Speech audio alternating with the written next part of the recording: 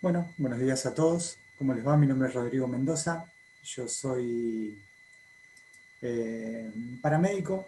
Ahí, bueno, después en la presentación vamos a ver mi número de matrícula, profesional 11511. Y en el día de hoy, en este lluvioso día de hoy, vamos a intentar trabajar, charlar, hablar sobre algún aspecto importante de la atención prehospitalaria. Mi área de experiencia es el área extrahospitalaria, prehospitalaria, o como ustedes quieran llamarlo, que son todas las acciones que se realizan previo a la llegada a un hospital, ¿sí? Mi formación es de paramédico, técnico superior en emergencia médica. Desde hace ya más de 20 años que ejerzo esta profesión.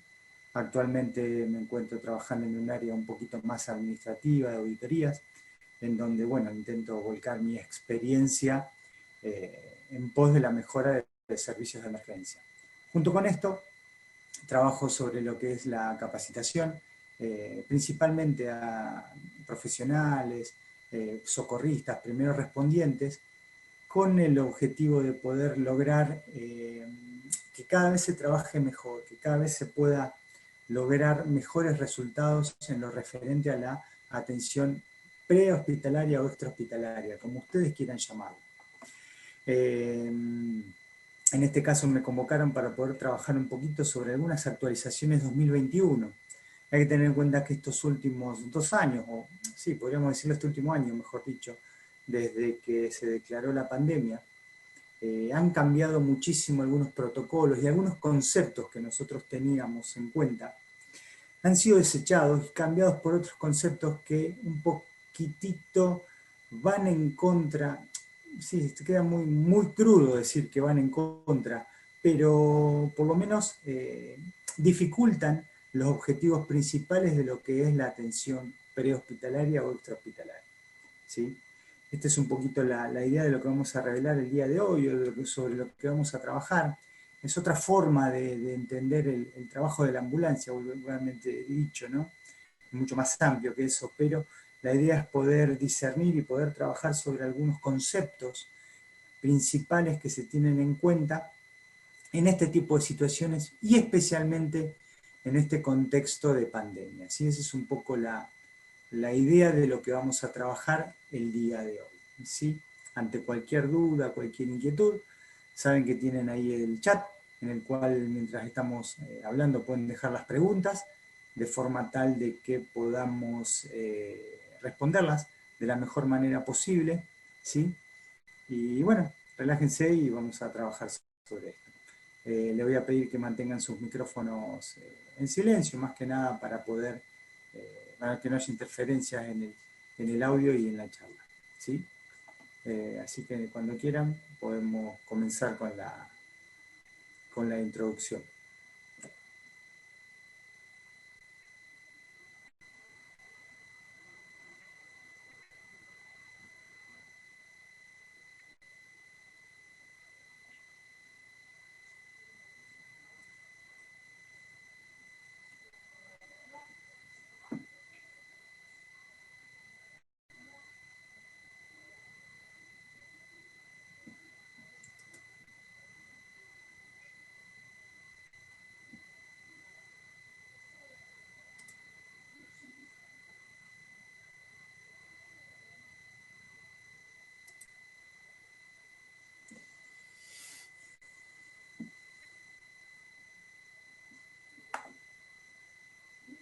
Bien, ¿ustedes ven el PowerPoint?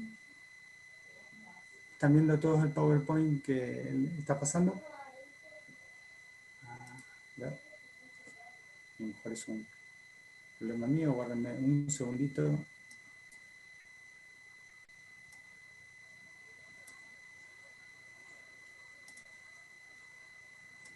Bueno, perfecto. Bien, pasamos a la segunda presentación. En la segunda, eh,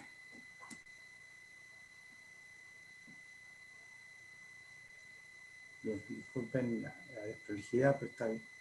Estoy teniendo un problemita en la compu, pero no lo veo, no importa. Total, tengo acá al lado, lo tengo en la presentación, así que, bueno, nosotros tenemos un marco situacional con respecto a la pandemia, en el cual tenemos que tener en cuenta que cada protocolo que nosotros antes teníamos estandarizados y que se trabajaban en todo el país de la misma manera, hoy ha sido sectorizado. Sectorizado, una de las maneras de sectorizarlo es mediante la utilización de este famoso semáforo. Este famoso semáforo, teniendo en cuenta el tema de el rojo, el amarillo y verde, siempre teniendo en cuenta que rojo son las áreas más críticas, amarillos son áreas que están en proceso de ser críticas, y el verde áreas en donde puedo relajar un poco las medidas. Teniendo en cuenta esto, la atención prehospitalaria, la atención de la salud, no queda exenta de este marco. ¿Por qué? Porque en base a este marco, o en base a estos colores, nosotros lo que vamos a tener en cuenta es la forma de trabajar de acuerdo a nuestro servicio, de acuerdo a las indicaciones que nos van a dar nuestro comité de emergencias, ¿sí? En algunas localidades se han conformado, comités de emergencias locales, los cuales indican los protocolos de acuerdo a la región. Todo esto se da en el marco, vuelvo a repetir, de esta pandemia, y no solamente teniendo en cuenta la pandemia, sino también teniendo en cuenta cuáles son los recursos necesarios o los recursos disponibles en cada región. Es por eso que es necesario tener una capacidad de adaptarnos situacionalmente al lugar en donde nosotros estamos y al tipo de color que nos refiere en nuestro comité, de acuerdo a cómo estamos ante la pandemia, de casos, de lo que es la internación hospitalaria, de lo que es todo el tema en el cual nosotros vamos a trabajar. ¿Por qué? Porque en base a eso van a ser nuestros protocolos. Después lo vamos a ir entendiendo a medida que vayamos viendo cada uno de los temas, ¿sí? Vamos por la próxima. Otro aspecto a tener en cuenta, ahí vemos que la atención prehospitalaria en situación de pandemia siempre se da en la zona de los hechos. Nosotros vamos a ir a buscar al paciente, nosotros vamos a ir a buscar a la persona que sufre una emergencia a su lugar, a su zona, ¿sí? Al lugar donde está, y lo vamos a derivar en caso de ser necesario a un centro asistencial. Pero mientras tanto, nosotros vamos a realizar los primeros auxilios, las primeras atenciones, la primera contención, y en esto vamos a hacer un pequeño paréntesis. La contención es una parte fundamental de lo que es el aspecto prehospitalario, ¿sí? Siempre tenemos que recordar que una persona que sufre una emergencia tiene dos problemas. Un problema físico, ¿sí? Propiamente dicho, de algún órgano, de algún área lesionada, de algo que nosotros lo que vamos a hacer es estabilizar, comenzar el tratamiento y derivarlo a un lugar. Y un segundo problema que es el impacto traumático que genera, el impacto, llámese psicológico, llámese espiritual, de que de pronto él estaba transitando su vida normal, diaria, sin ningún tipo de problemas, y todo esto se ve alterado por una situación que emerge, y ahí de digamos la característica que tiene la emergencia, una situación emergente sin ningún tipo de inesperado, ¿sí? Con una solución que no se ve en un primer momento. ¿Y por qué quiero aclarar esto? Porque esta situación de pandemia lo que nos ha hecho es alejarnos un poco de este aspecto y principalmente concentrarnos en la parte física, ¿sí? Vamos a ver que la utilización de todos los elementos de protección personal, los traslados y demás, ha generado una situación impersonal que no contribuye a la mejor atención de las personas en situaciones de emergencia, ¿sí? Junto con esto, tenemos que tener en cuenta que muchos ambientes son hostiles. Y cuando me refiero a hostiles, no me estoy refiriendo a lugares en donde corre riesgo mi vida, sino que, bueno, sí puede ser, si yo trabajo en zonas o mi zona de cobertura se encuentra en las llamadas zonas rojas, lo referente a lugares peligrosos, lugares donde hay muchos hechos de violencia, inseguridad, llámese Gran Buenos Aires, llámese Rosario, algunos barrios de acá de la ciudad de Santa Fe, algunas zonas en las cuales ingresar en ciertos horarios resulta peligroso para nosotros y para nuestra integridad o también para los elementos que nosotros llevamos, ¿sí? No solamente el ambiente hostil se refiere a eso, sino también a la situación social en la que estamos viviendo, en el cual las personas están con cierto grado de irritación, cansancio, fastidio, y en el cual cualquier chispita puede encender un gran lío, un gran problema, una situación desagradable para nosotros, incluso para los profesionales de la salud. Esto le ocurre también a la policía, le ocurre a los docentes y demás. Es de público conocimiento que la gente ya, digamos, no se respetan ciertas instituciones como era antes. Antes, cuando estoy hablando, a lo mejor es historia antigua, pero hace 20, 30 años atrás, era impensable ver en un noticiero o en un diario, ver que habían agredido a un personal de salud, ver que habían agredido a una docente.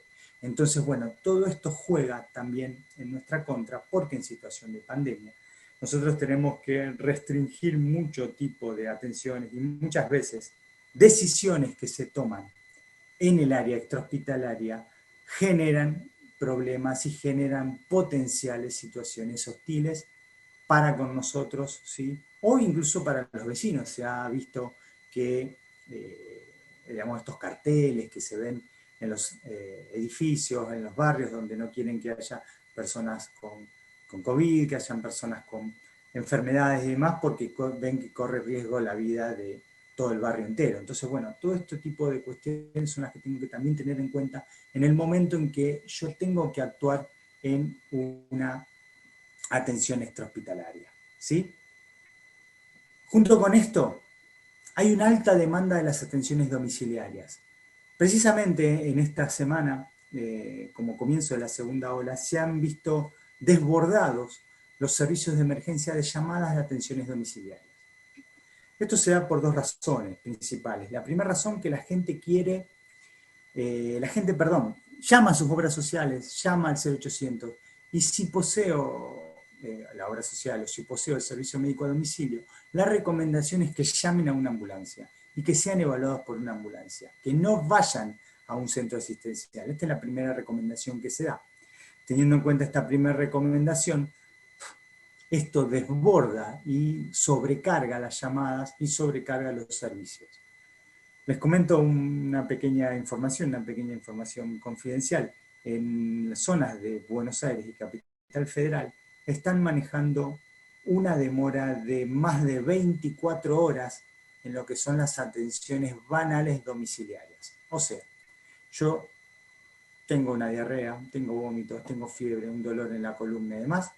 El servicio de emergencia me está dando cerca de las 24 horas de demora para que vaya a la ambulancia, ¿sí? Es una situación bastante complicada, incluso una situación de urgencia están dando de 6 a 8 horas, ¿sí? Lo cual todo esto transforma esta situación en compleja y en lo cual nos expone a lo que somos profesionales de la salud extrahospitalaria, nos expone a situaciones un tanto desagradables, porque llegar después de casi un día de que han llamado, bueno, genera que la persona esté bastante irritable, a sus familiares y demás. O de hecho que no esté, que se haya ido por sus propios medios y que, bueno, y que vayamos en vano a su domicilio, ¿sí? La segunda causa de las demandas, de la alta demanda de las atenciones domiciliarias, se da por el miedo de la gente a salir a la calle, ¿sí? Esto se vio mucho el año pasado, donde la gente respetó su cuarentena, la respetó a rajatabla los primeros meses, en los cuales nadie quería salir, nadie quería ir ni siquiera a un control médico de rutina. ¿Por qué? Porque tenían miedo de que el contagio se dé dentro de estos centros asistenciales. Entonces, llamaba al servicio de emergencia para cualquier examen o de rutina o de control de sus enfermedades crónicas y demás, transformándolo también en un gran problema, porque normalmente los profesionales que atienden el área extrahospitalaria no digamos, van variando y no todos los días trabajan las mismas personas, entonces resulta muy difícil hacer un seguimiento de una enfermedad crónica a un paciente que ya tiene su historia clínica en otro lugar, ¿sí? Pero bueno, estos son los hechos que ocurren y son las situaciones que se dan diariamente y que se vieron nuevamente, que surgieron nuevamente esta semana debido a esta situación de la nueva ola de casos COVID, ¿sí? Y por último tenemos un exceso de información. El exceso de información, así como la falta de información, produce el mismo efecto, que es la desinformación. Ahora está muy de moda la llamada fake news, ¿sí? Noticias falsas, noticias que no son claras, que no son ciertas. Entonces, bueno, teniendo en cuenta esto, hay que ser muy juiciosos en el momento que uno lee y tratar de tomar información y tomar conceptos de fuentes confiables. Dentro de estas fuentes confiables casi siempre tenemos que tener en cuenta fuentes oficiales que tengan un sustento científico, técnico, adecuado, profesional, serio, ¿sí? Y ser juiciosos. Ser juiciosos muchas veces significa que la verdad siempre está en el medio, es un poquitito de lo que dice uno, un poquitito de lo que dice otro.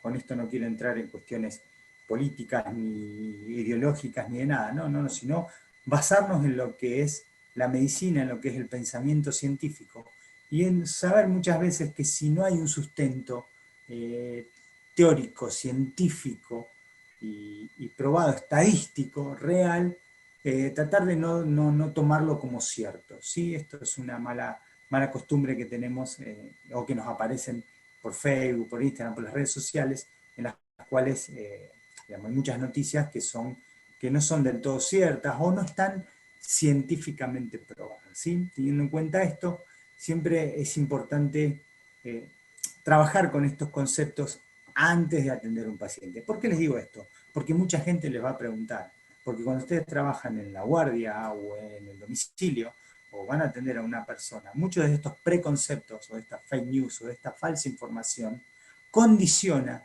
y muchas veces, digamos, exagera las situaciones de las personas, que están viendo las personas. Entonces piensan que haciendo determinada o tal o cual cosa puede mejorar su situación y muchas veces la está empeorando, ¿sí?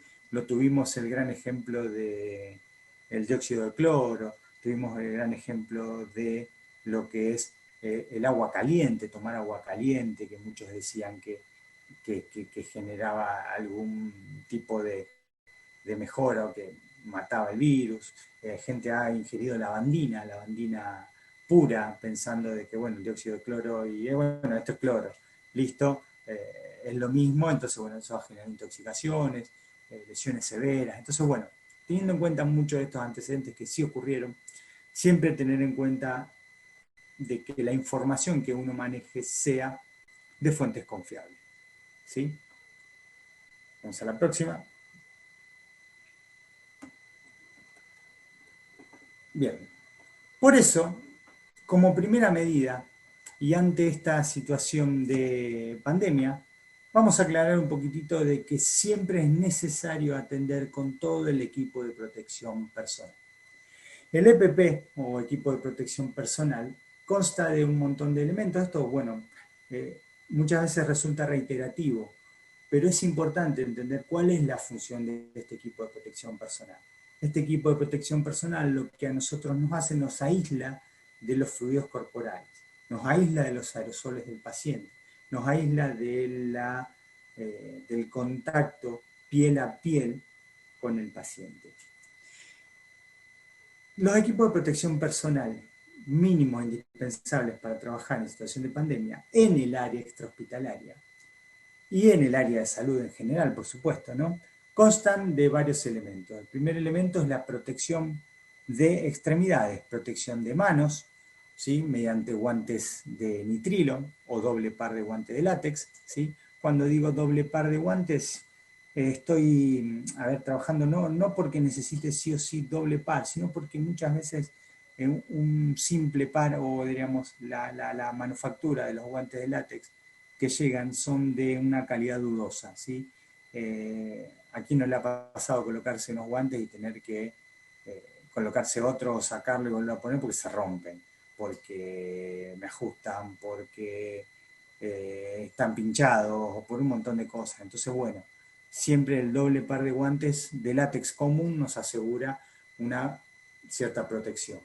O puedo utilizar el nitrilo. El nitrilo, bueno, ahí lo vemos en celeste, que los guantes de nitrilo tienen la característica de ser de 4 a 5 veces más densos, o más anchos, por así decirlo, como quieran llamarlo, que los guantes de látex, brindándonos una protección realmente importante. Junto con esto, le vamos a agregar los barbijos, ¿sí? Los barbijos quirúrgicos o los barbijos indicados para todos los profesionales de la salud son los de tipo N95, que se llaman, que son los tricapa. Estos tricapa lo que hacen es filtrar gran parte de los gérmenes o de los aerosoles en los cuales nosotros respiramos o que respiramos del ambiente. ¿Sí? Esta tricapa lo que hace es llevar al mínimo el contacto con los aerosoles, con las bacterias, digo, con todo lo que se expira, ¿sí? y que nosotros inspiramos digamos, con cada respiración. ¿Sí? También, si nos sentimos más seguros, podemos colocarnos por encima un barbijo quirúrgico normal o un tapabocas, que nos agregaría una protección extra. ¿Es recomendable? No hay nada probado. Pero si a nosotros nos brinda seguridad, no estaría mal. En teoría y por protocolo, solo el hecho de tener un barbijo N95 es suficiente para protegernos de la mejor manera posible. Siempre y cuando también vaya acompañado de una protección visual. La protección visual la podemos tener de dos maneras. La primera manera la tenemos mediante antiparras comunes, ahí las podemos ver, antiparras que aíslen nuestros ojos. Los ojos son un gran, digamos, medio de contagio, ¿sí? No solamente de COVID, por supuesto, sino de otras enfermedades. Mediante los ojos uno puede, digamos, ingresar gérmenes o bacterias al cuerpo y además pueden dificultar la visión, lo cual nos puede generar muchos problemas. Y tenemos las máscaras faciales que vemos en la segunda fotito ahí inferior de la diapositiva, donde ese tipo de máscaras también nos ayuda a tener una mejor visión y tal vez no son tan incómodas o a la larga en el uso constante, ¿sí? Resultarían mucho más cómodas que las antiparras.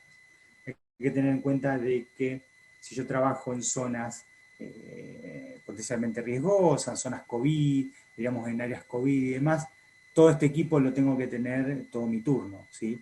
Debo colocármelo y sacármelo recién cuando me voy, así que esto puede generar muchísimos inconvenientes o más que nada incomodidades entre la transpiración, la sensación de ahogo, la disnea, esa sensación de falta de aire que nos puede generar el uso constante del barbijo.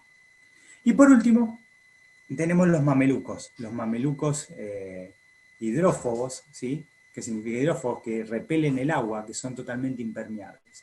Esto nos permite el uso de estos mamelucos, es que nosotros podamos limpiarnos sin necesidad de, mejor dicho, primero protegernos, sin necesidad de arruinar nuestra ropa, nuestro uniforme. Y por otro lado son más fáciles para la limpieza y para la sanitización, sí, hoy está esta palabra muy en boga, para la sanitización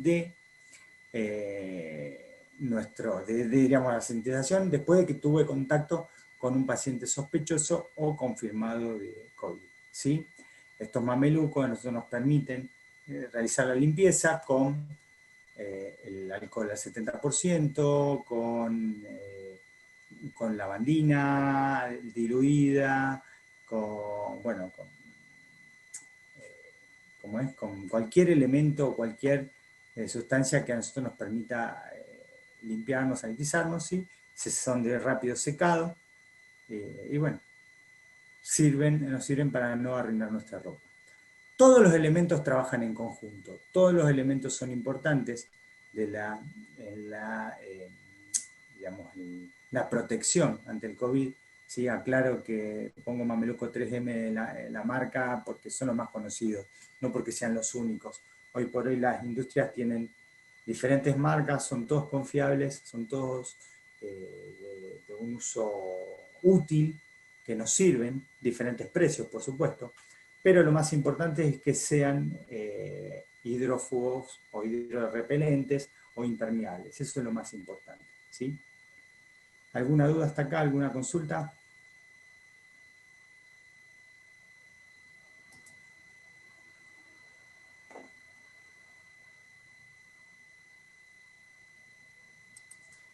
Bien, perfecto, seguimos con la próxima.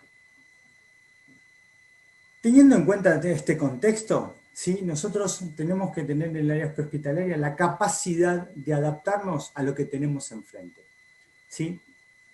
Lo primero que yo les recomiendo es no tener preconceptos y siempre, digamos, no confrontar con el paciente que vamos a atender, con el familiar que vamos a atender. Nosotros vamos a comprender su situación.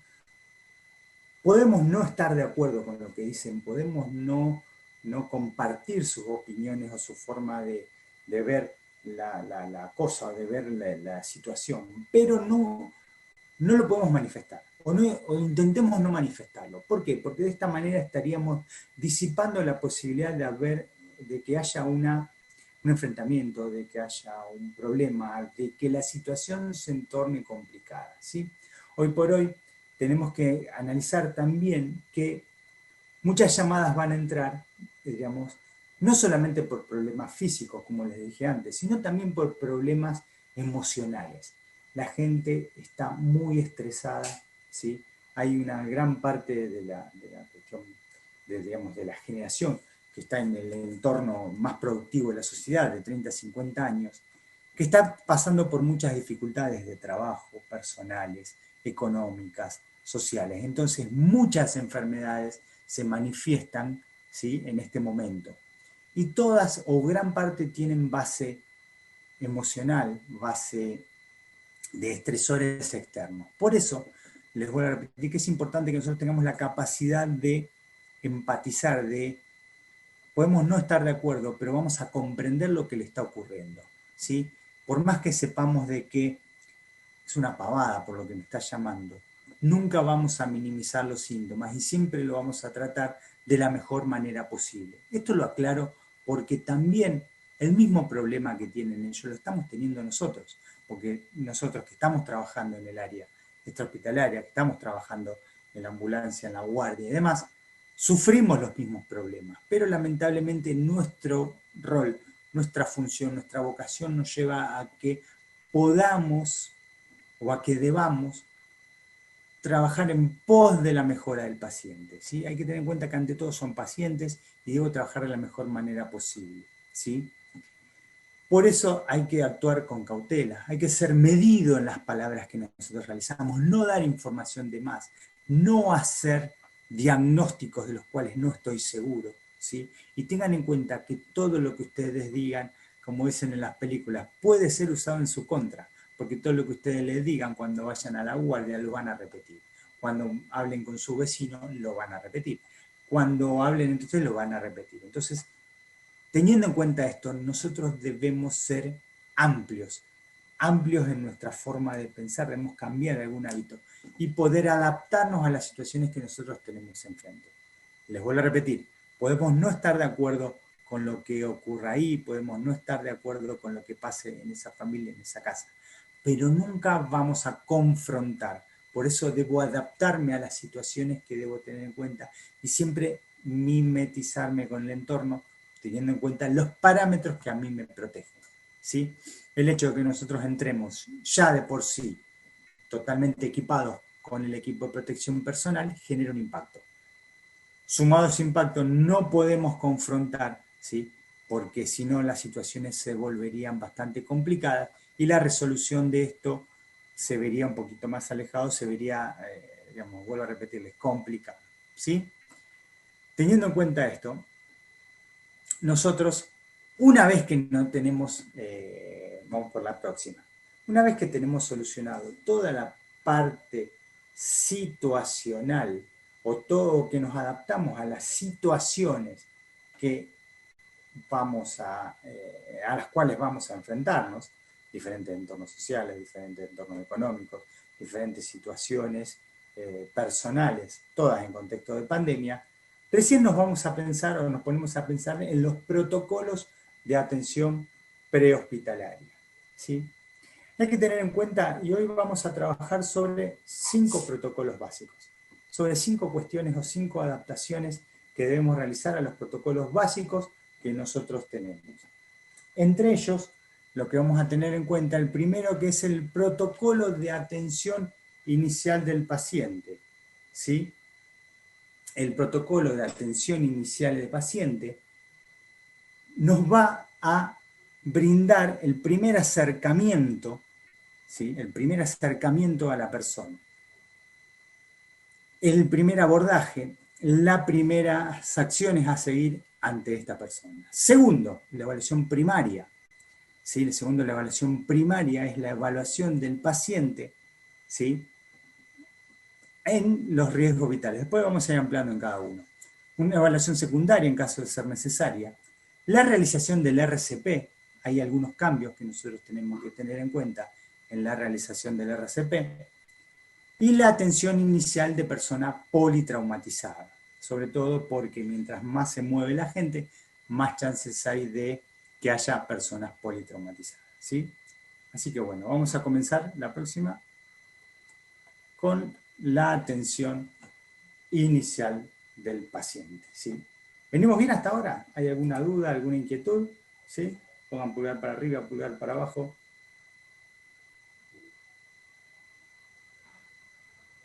Vamos, utilicemos el chat. Utilicemos el chat a ver si está todo bien. Perfecto. ¿Alguien más?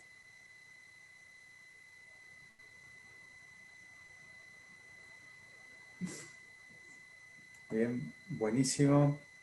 Buenísimo. Buenísimo. Bien. Sigamos entonces. Todo lo que nosotros vamos a realizar, siempre lo vamos a hacer con los elementos de bioseguridad, ¿sí? Todos los pacientes son COVID hasta que se demuestre lo contrario, ¿sí? Todos los pacientes tienen COVID hasta que se demuestre lo contrario. Lamentablemente, nosotros vamos a tener que tener en cuenta de que no podemos saberlo, ¿sí? De que en el caso de que no esté testeado, que no esté aislado, de que no tenga algún problema o que hay algo que ya esté confirmado, si no tenemos la ciencia cierta de que el paciente es COVID, lo vamos a proteger y lo vamos a tratar como tal. Si tiene COVID, también. Así que ante la duda, ninguna duda. Siempre lo vamos a hacer de la manera más completa posible. Hay que utilizar el EPP nivel 1. ¿Qué significa EPP nivel 1? Significa que vamos a utilizar la protección completa, máscara, barbijo N95 o máscara facial, mameluco, guantes de nitrilo, ¿sí? Mantener distancia. ¿Qué significa mantener distancia? Adaptar nuestros protocolos, nuestros protocolos a la distancia. ¿Para qué? Para no correr el riesgo de que me toquen, de que me abracen, me acaricien. Y acá abro el paréntesis. ¿Por qué? Porque como habíamos dicho antes, nosotros en la emergencia vemos tanto la parte física como la parte psicológica de un paciente. Entonces, bueno, ahí estamos en un problema, porque al no poder acercarme, al tener que mantener distancia, se pierde esta conexión, este contacto. Por eso tenemos que trabajar un poquito más con las palabras, ¿sí? Con las palabras tenemos que usar mayores palabras que generen empatía, que generen acercamiento con el paciente, ser un poco más, digamos, más desarrollados en eso y tratar de utilizar palabras sencillas, explicarle en forma clara, ser más humanos en ese sentido, más empáticos, más simpáticos, ¿sí? Y, digamos, trabajar más con la palabra. Por eso tengo que tener una comunicación efectiva. ¿Qué significa efectiva? Crear una buena presentación, que ellos sepan quién soy, ¿sí? Mi nombre, mi apellido, cuál es mi función, hola, yo soy Rodrigo, yo soy paramédico, ¿sí? Vengo en la ambulancia, hola, yo soy enfermero, ¿en qué te puedo ayudar? ¿Qué te está pasando? ¿Sí? Me presento. ¿Cómo se llama usted? Lo trato por su nombre, ¿sí? Y le hago preguntas claras o ejecución de órdenes claras. ¿Qué significa eso? Claro. Por favor, necesito que se recueste, ¿sí? Por favor, si no tiene el tapaboca, por favor, colóquese el tapaboca y bueno, recuéstese. Por favor, tome asiento, por favor, venga para acá. ¿Sí? Siempre, por favor, gracias. Ser más, digamos, casi amables en exceso, ¿sí? Ante este tipo de situaciones. En caso de inconsciencia, mantener el tapabocas puesto y utilizar el protocolo de RCP básico. Eso lo vamos a ver después. En el caso de paciente inconsciente, cuando yo le hago un estímulo verbal o estímulo doloroso y no me responde, no voy a retirar el tapabocas, lo voy a dejar puesto. Y rápidamente establecer situaciones que pongan en riesgo la vida de la persona. ¿Qué significa esto? Rápidamente detectar, y o sea, ahí pasaríamos a la evaluación primaria, rápidamente detectar si el paciente está en riesgo de vida o no. ¿Sí? ¿Por qué esto? Porque yo debo tener una reacción rápida, una evaluación rápida, una resolución rápida por dos cuestiones fundamentales. La primera es la vida del paciente. ¿Sí? El paciente que corre riesgo su vida, rápidamente debo llevarlo a un centro asistencial, rápidamente debe recibir la ayuda adecuada. Y por otro, para tratar de estar el menor tiempo posible en el domicilio, el menor tiempo posible en contacto en un ambiente el cual puede llegar a ser digamos, perjudicial para mí, perjudicial para mi salud y la de mi dotación. Próxima. Por eso, ahí vemos que en esta diapositiva, que dentro de los protocolos de atención prehospitalaria, la evaluación primaria implica una rápida evaluación del estado de conciencia, ¿sí? Rápidamente determinar si el paciente está consciente o no, rápidamente ver, digamos, tengamos en cuenta que existen dos extremos, conciencia por un lado, inconsciencia por el otro.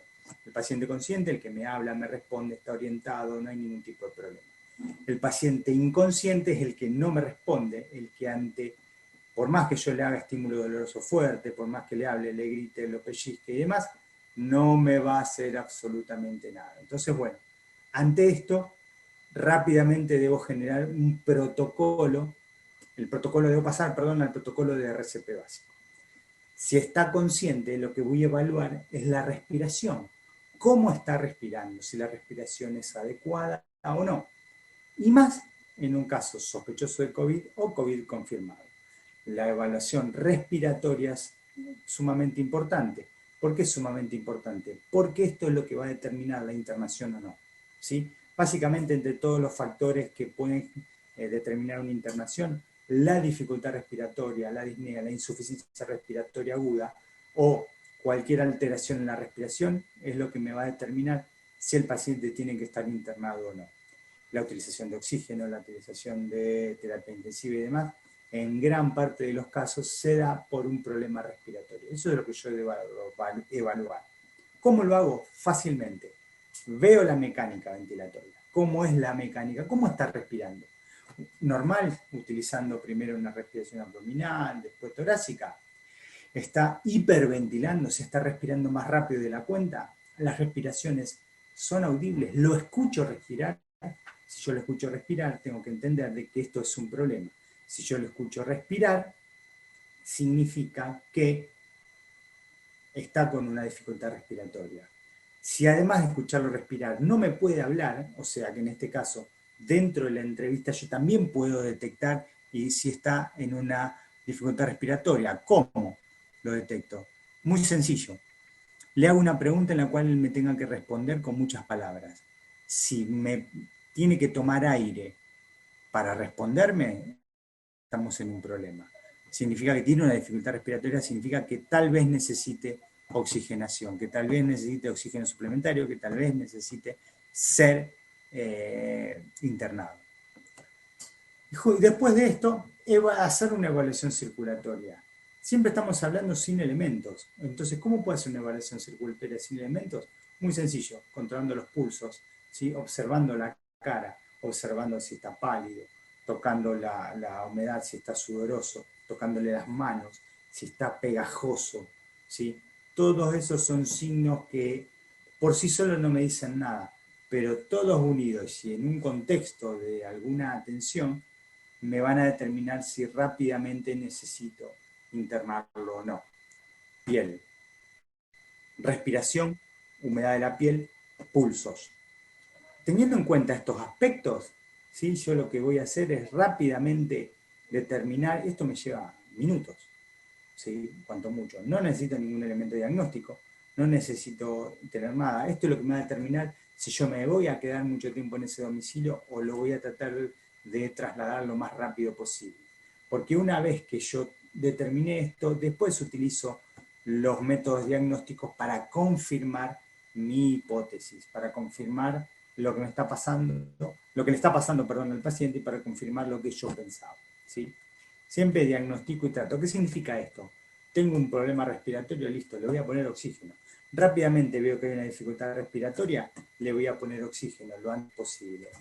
Rápidamente detecto que hay una evaluación circulatoria, bien, ya pido traslado o ya veo la posibilidad de hacerle una vía o ver hablar con el médico, a ver qué medicación le va a dar, qué tratamiento podemos comenzar a hacer para solucionar su problema circulatorio. Si está inconsciente, ya activo el protocolo de RCP o ya comienzo a realizar el protocolo de RCP. ¿Sí? ¿Estamos bien hasta acá? ¿Alguna duda? ¿Alguna consulta?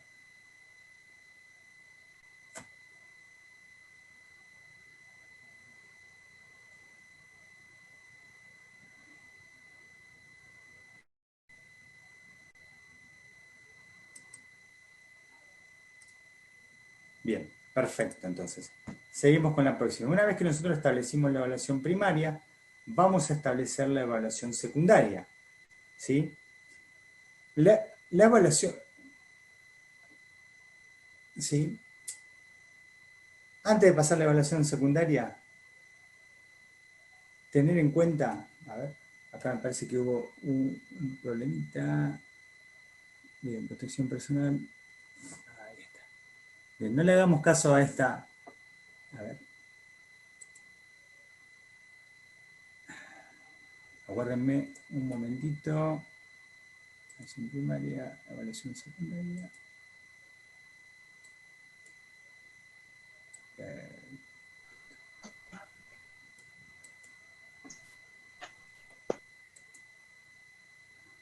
Bien. Bien. Ahí estamos.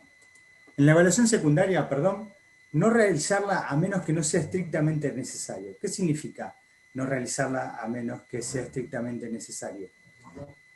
Si yo ya sé que este paciente tiene una dificultad respiratoria, si yo ya sé que este paciente necesita oxigenación suplementaria, lo voy a trasladar. ¿Sí?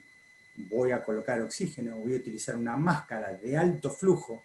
¿Sí? Recordemos que dentro de la oxigenación nosotros teníamos máscaras de alto flujo y máscaras de bajo flujo. Las de alto flujo son las que brindan porcentajes mayores al 70% de oxígeno. La famosa máscara de no reinhalación, la que se pone que tiene una bolsita de reservorio, esa máscara a 10 litros por minuto, yo lo que voy a hacer es regular el manómetro de mi tubo de oxígeno a 10 litros por minuto, le va a estar dando un porcentaje superior al 90%, ¿sí? Como para que le brinde una buena oxigenación. Si el paciente tiene un problema circulatorio, lo que yo voy a hacer es, lo que voy a tener en cuenta es rápidamente ver si es necesario hacer un electro o hacer un monitoreo cardíaco. Rápidamente significa que durante el traslado, si yo tengo la posibilidad, lo voy a monitorear para ver la función cardíaca, para ver el monitor si hay algún problema eléctrico en ese corazón. Si tiene un problema de la conciencia, si el paciente está inconsciente, lo que yo voy a hacer rápidamente es activar el protocolo RCP. No me voy a poner a buscar o hacer una evaluación secundaria. Si tengamos en cuenta, y en esto a lo mejor yo di por sentado, la evaluación secundaria consta de 3 aspectos fundamentales. La toma de signos vitales.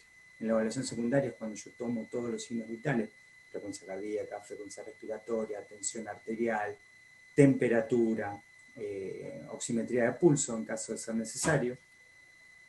Voy a hacer una evaluación de cabeza a pies, la famosa evaluación cefalocaudal, y la entrevista verificando antecedentes, medicación, etcétera, etcétera. ¿Sí? Todo eso lo voy a realizar solo si es estrictamente necesario. ¿Por qué? Volvemos a lo mismo. Si yo ya determiné que, o el médico se determinó, o ya veo que esta situación va a requerir una internación, hago la evaluación durante el traslado. ¿Por qué durante el traslado? Porque estaría ganando tiempo. Hay que tener en cuenta que en épocas de pandemia, las internaciones o los ingresos a los centros asistenciales se demoran. ¿Qué significa que se demoran? Que puedo estar mucho tiempo con un paciente arriba del móvil. ¿Sí? En estos casos por experiencia propia, he estado hasta 6 horas con personas adentro del móvil, manteniéndolo, estabilizándolo, hasta que nos dieron una cama.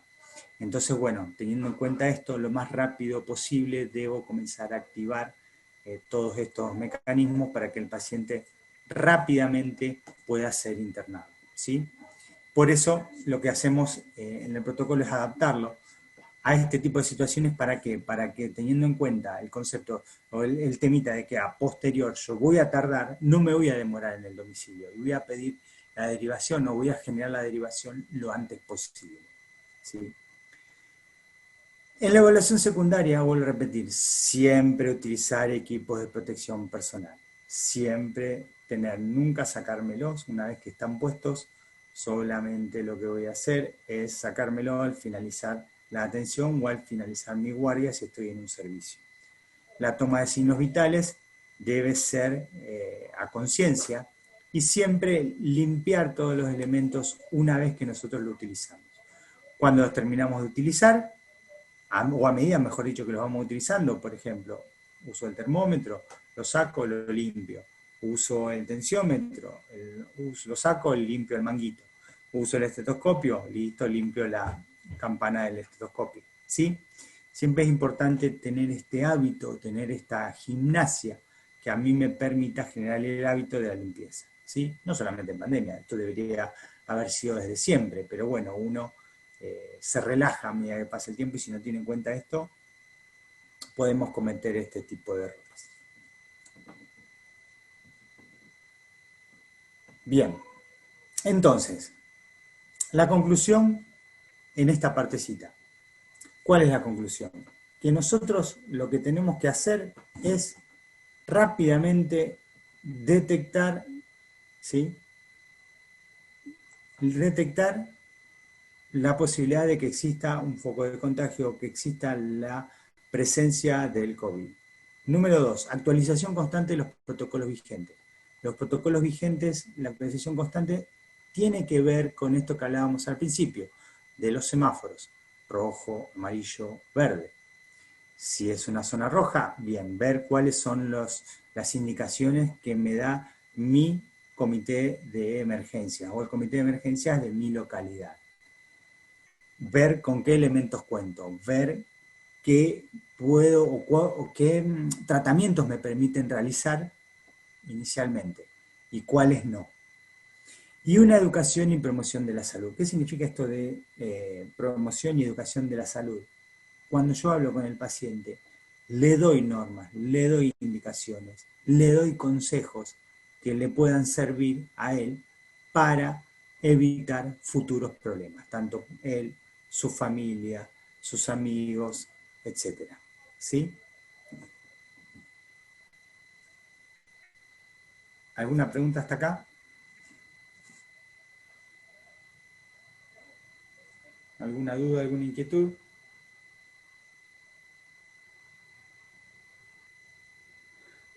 Bueno, hemos vuelto, ¿sí? ¿Estamos todos?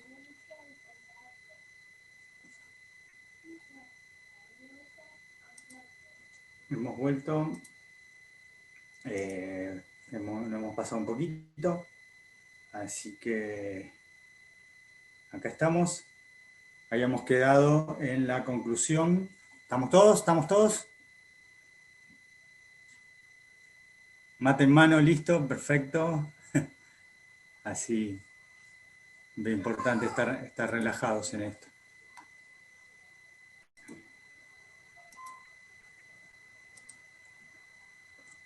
Bien, habíamos terminado con las conclusiones, ¿sí? Vamos a la próxima. Cuando trabajamos en lo que tiene que ver con los protocolos específicos, cuando estamos trabajando con RCP, cuando estamos trabajando con problemas de RCP básico, RCP avanzado, en realidad el gran cambio que tenemos en la aplicación de este protocolo es que no vamos a realizar maniobras invasivas en el área extrahospitalaria. ¿A qué nos referimos con maniobras invasivas?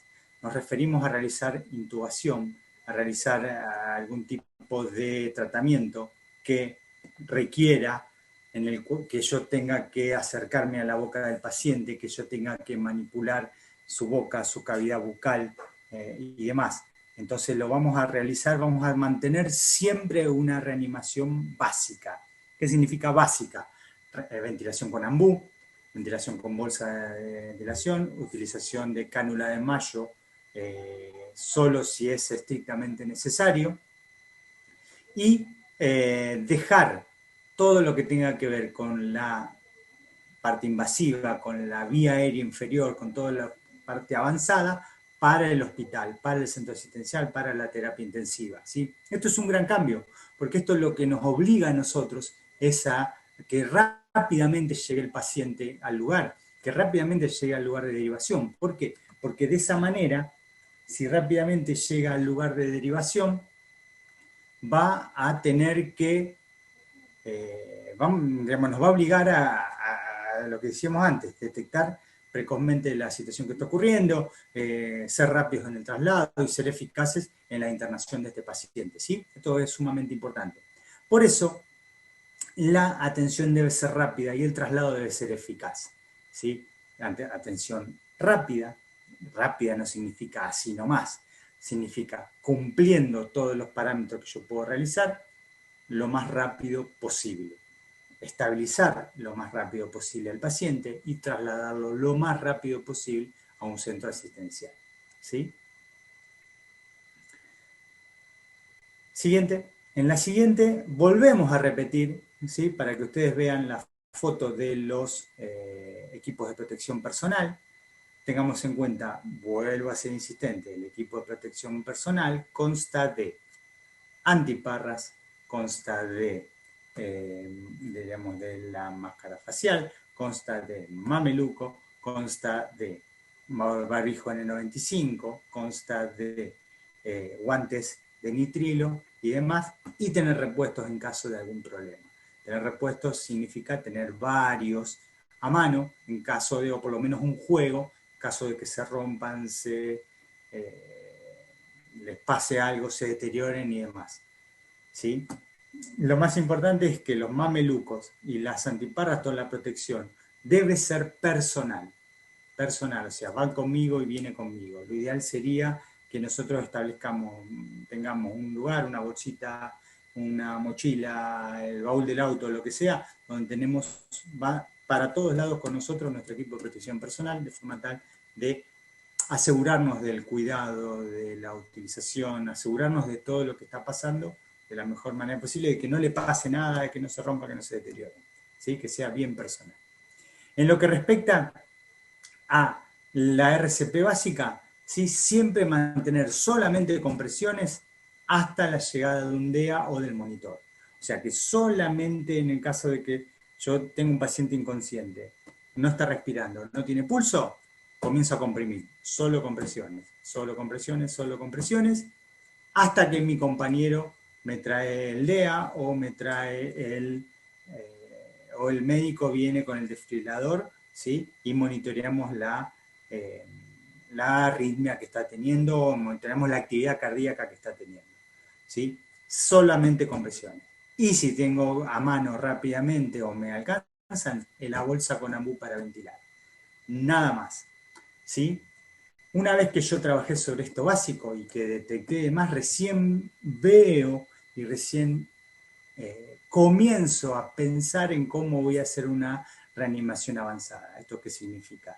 Ya le establezco un acceso venoso, el pasaje de drogas, la utilización de adrenalina, de antiarrítmicos, atropina, bueno, y todas las drogas que se utilizan comúnmente en paro cardíaco en una reanimación avanzada, digamos, las voy a evaluar, o su utilización la voy a evaluar posterior al comienzo del RCP básico. ¿Sí? Pero siempre primero vamos a comenzar con una RCP básico. No voy a descubrir la boca del paciente hasta que no tenga el ambú a mano, hasta que no tenga la bolsa de ventilación. ¿Sí? ¿Vamos bien hasta acá? ¿Alguna duda?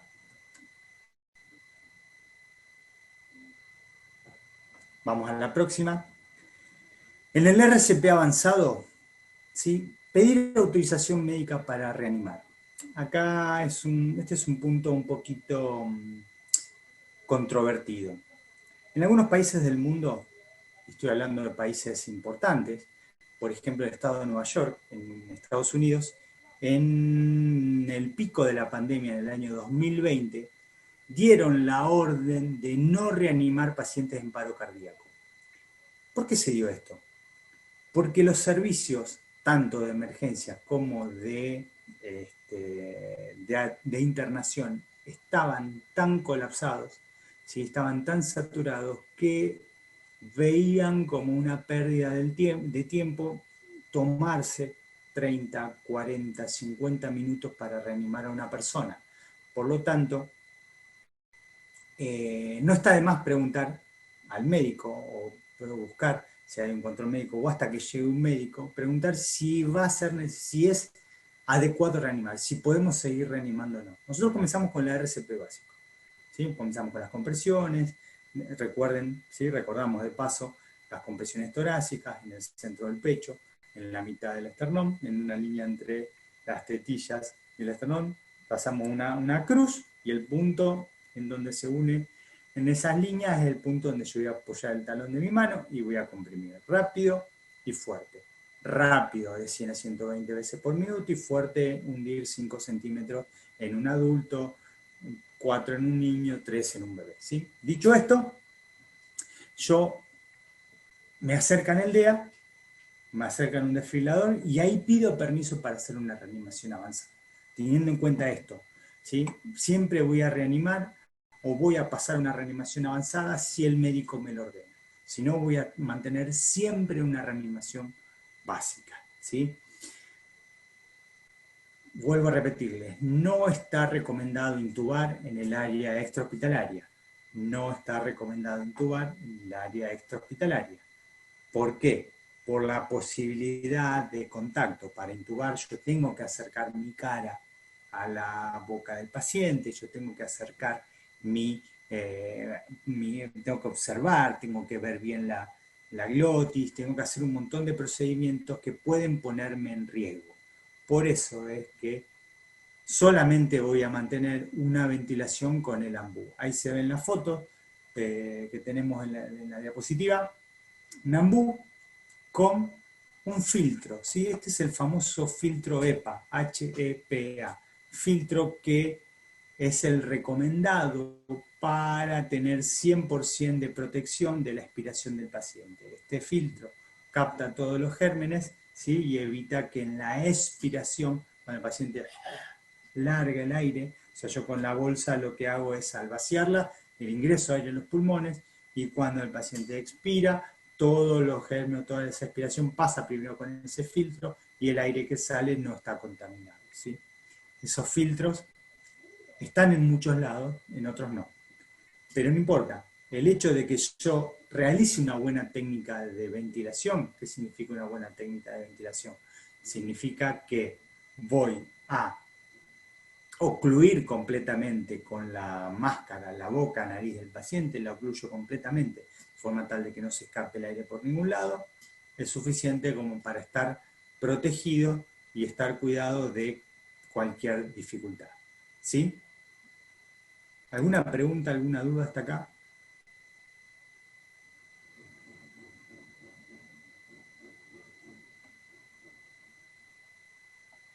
¿Vamos bien?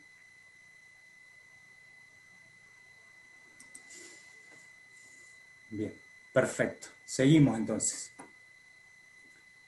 Siempre, una vez que nosotros comenzamos la reanimación, no la vamos a terminar.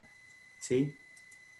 Solo terminamos la reanimación en caso de que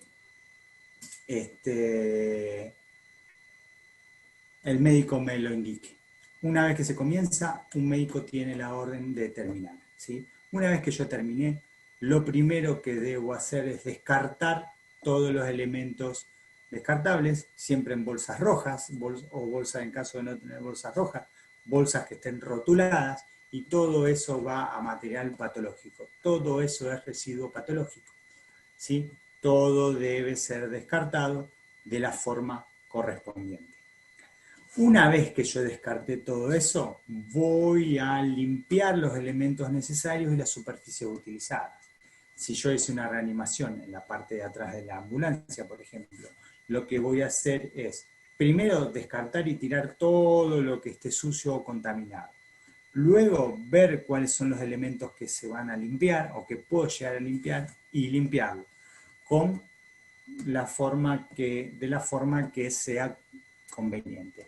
Alcohol al 70%, lavandina diluida, ¿sí?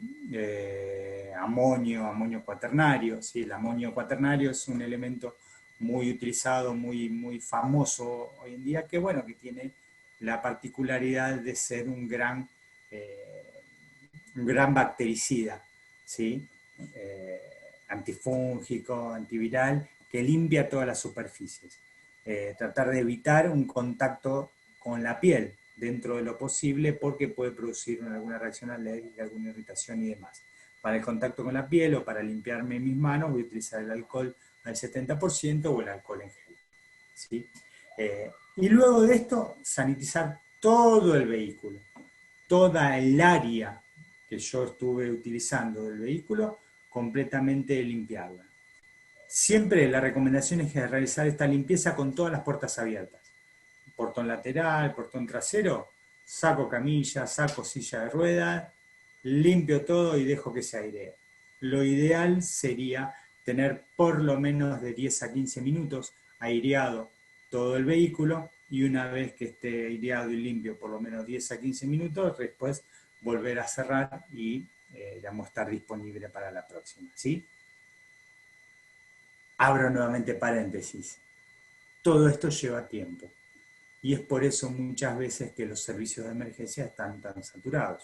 ¿Por qué?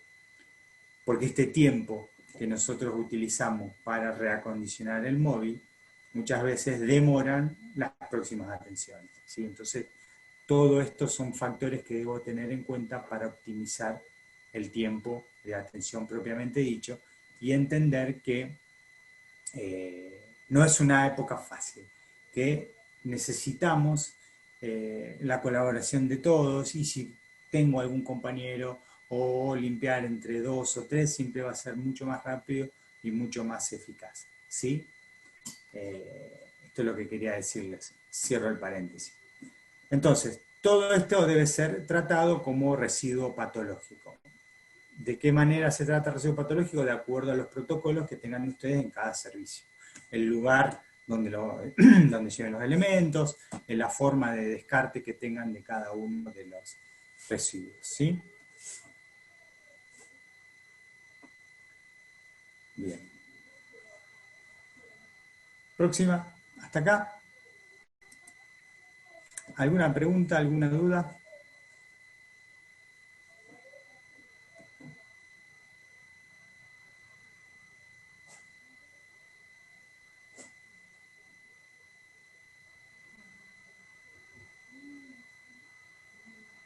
¿Alguna pregunta, una duda, alguna inquietud? Bien, si quieren podemos habilitar la Si quieren habilitar el audio para hacer alguna consulta, no hay ningún problema.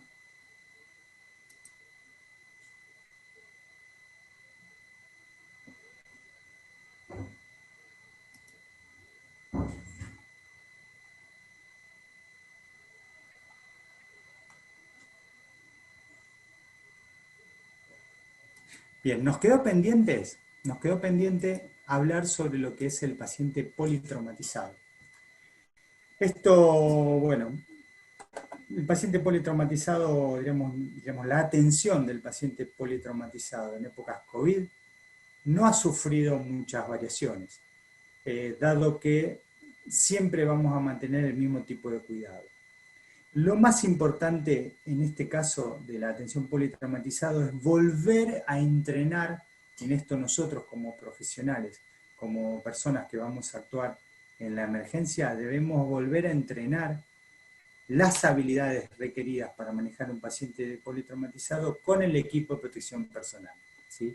Tengamos en cuenta algo. El trabajar, es mucho más fácil trabajar con una persona con una emergencia médica que no sea politraumatizado, con equipo de protección personal, que con un politraumatizado. Con un paciente politraumatizado tengamos en cuenta que hay que agacharse, arrodillarse, levantar una tabla, rolar un paciente, colocar un collar, colocar una tabla espinal, hacer un montón de procedimientos que se vuelven un poquito incómodos cuando yo tengo el equipo de protección personal. La realización de fuerza, la realización de esfuerzos físicos, ¿sí? Se ven un poquito alterados o por lo menos se ven dificultados porque es incómodo. Es incómodo moverse, son incómodos, a veces nos quedan grandes, a veces nos lo enganchamos y demás.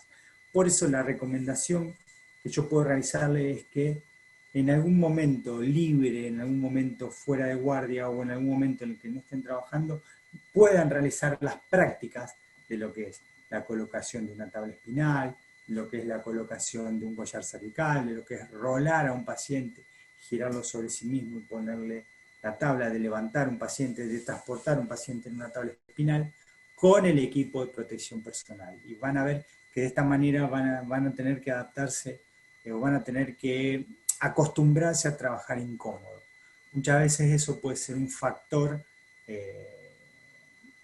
digamos, importante en lo que es el éxito o el fracaso de alguna atención, porque no se olviden también que digamos, yo estoy protegido porque tengo todo el equipo. Y específicamente de lo que estoy hablando es del mameluco. El mameluco es muy incómodo para trabajar, es muy incómodo para arrodillarse, es muy incómodo para poder hacer movimientos que requieran esfuerzo físico. Entonces, bueno, la idea es que debo prepararme o debo ver cómo tengo que modificar la técnica para que sea lo más cómodo posible. Y si me mancho con sangre, después asegurarme de que esté bien limpio. Una de las formas de limpieza bastante importante, o prácticas digo, es que un compañero limpie al otro. Quedarme con el mameluco, que el compañero me rocíe de amonio, de alcohol, de lo que sea. Primero uno, después el otro, después rociamos los elementos. Pero la idea es poder trabajar en equipo, ¿sí? Porque siempre va a ser mucho más fácil y mucho más seguro, porque mi compañero va a poder observar mucho mejor si hay, no solamente si algo está sucio, si algo está manchado con sangre y demás, sino también va a poder observar el estado de mi equipamiento. Si se me rompe el mameluco, si hay algún corte, si hay alguna rotura o algo que me dificulte o que me exponga en un futuro a un contagio o algún tipo de situaciones. ¿Sí? Por eso, en lo que es paciente politraumatizado, más que decirle que ha habido un cambio, porque en realidad no ha habido cambios, no hay grandes cosas para tener en cuenta. Sí, lo que cambia es la labor profesional. ¿Por qué cambia la labor profesional? Porque nosotros tenemos que adaptarnos, tenemos que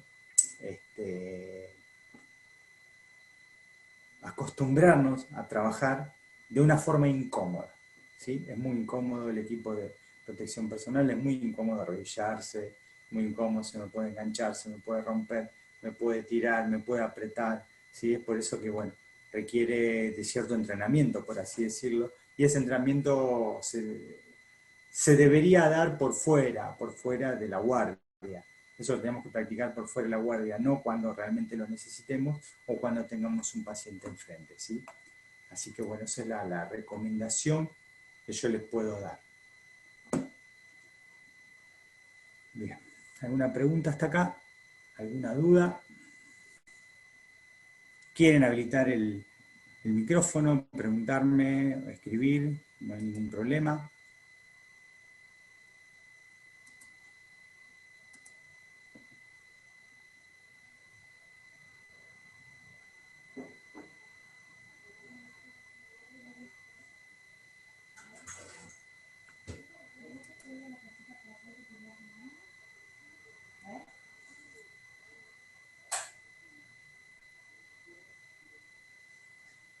Bien, esto en el transcurso de los días siguientes, bueno, esta charla tiene la certificación que se las van a enviar.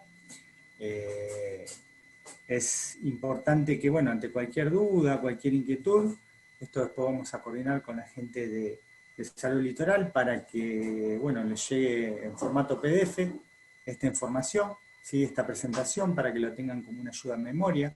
Recuerden que en este caso lo más importante es que todos los conocimientos que ustedes tienen, todos los conocimientos que ustedes van adquiriendo, lo adapten a las diferentes situaciones, que tengan criterio, esto es lo más importante y es lo más difícil de lograr. Un criterio profesional, un criterio de comprensión, un criterio de elección. Que ustedes tengan un criterio lógico y sin nunca olvidar que lo que estamos haciendo es por otra persona. Nosotros no lo hacemos por nosotros mismos, lo podemos hacer por trabajo, por un sueldo y demás, pero eso no es suficiente. Si nosotros no lo hacemos por motivación, por servicio o por ayudar a otra persona, realmente no tiene sentido hacer tanto esfuerzo. Es por eso que los insto, los estimulo a que sigan capacitándose, a que sigan trabajando con la adquisición de conocimientos, que sigan actualizándose. Y si es necesario, nos envían las dudas, nos envían las inquietudes, que no hay ningún tipo de problema, los vamos a ir respondiendo, ¿sí? Porque en realidad la única manera de que todos mejoremos es trabajar en equipo. Recuerden que siempre nosotros somos un equipo de salud. Y si este equipo no trabaja en equipo, valga la redundancia, el resultado es, o sea, las consecuencias de no trabajar en equipo es la vida de otra persona, es la vida de alguien. Y en este caso, en estos tiempos de pandemia, también es la vida de un profesional, es la vida de mi compañero, es la vida mía, la vida de mi familia. Porque si yo me doy contagio, llevo el virus a mi casa. Si a mí me pasa algo, llevo el virus a mi lugar de trabajo, a mi compañero de trabajo. ¿Sí? Entonces, tenemos que cuidarnos entre todos y ser los mejores profesionales que podemos ser. ¿Sí? Así que bueno, en lo personal, no hay ninguna duda, no hay ninguna pregunta. Necesitan aclarar algo más específico, ¿sí? Nos tomamos estos últimos minutos para responder este tipo de inquietudes.